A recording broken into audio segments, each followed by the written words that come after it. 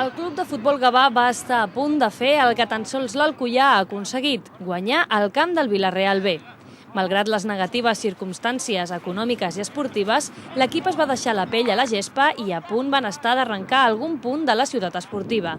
A més, i com ve sent habitual, Toni Llaveria no va poder disposar de molts dels pilars de l'equip a causa de les lesions.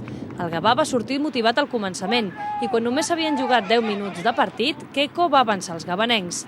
Anant pel davant en el marcador, els de Llaveria van ajuntar les línies, mentre que el filial groguet va pressionar per buscar l'empat. Joan Tomàs, al minut 18, i Gerard Bordes, al 29, van posar a prova Marcos, que no va poder fer res per aturar el xut de Matilla un minut després. L'equip va donar una molt bona imatge, vam estar 68 minuts guanyant el partit, vam tenir l'1-3, amb el 2-2 vam tenir el 2-3, la jugada següent ens van fer el 3-2, van treure una pilota sota els pals, porta buida, el Borrell per sobre del porter, és a dir, vam tenir 4 o 5 opcions per haver puntuat en un camp dificilíssim. La part final, la veritat és que ells, amb el marcador advers, van apretar moltíssim i, repeteixo, aquest és un equip que serà campió sense dubte. El segon temps va ser gairebé un calc de l'inici del primer. 5 minuts després de la represa, Puigdollers va tornar a posar el Gavà davant el marcador, però les forces dels blaugrana es van esvair al final.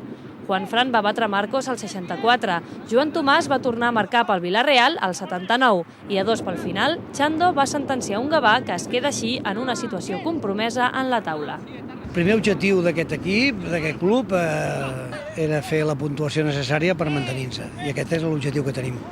La veritat és que ens falten els 3 punts del Balears. Aquesta derrota i com es va produir va ser dur, i això ens ha portat, amb els resultats que hi ha hagut, acompanyats, que des de la Gramenet, em sembla que és en 37, fins nosaltres en 34, hi ha 8 equips que ens jugarem el play-off de descens aquest les pròximes setmanes. Aquesta setmana tenim un rival directe, una autèntica final, importantíssim. Em sembla que a nivell de club estan treballant per poder invitar tota la gent que pugui venir ajudant-nos, tots els socis que puguin portar. La setmana que ve a la Bòbila el Gavà afronta un nou i transcendental encontre davant un rival directe, el Dénia.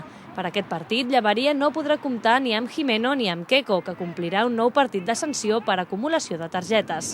Navarro i Alonso, que ja estaven tocats, van abandonar el terreny de joc a causa de molèsties físiques i poden sumar-se a la ja de per si llarga llista de lesionats.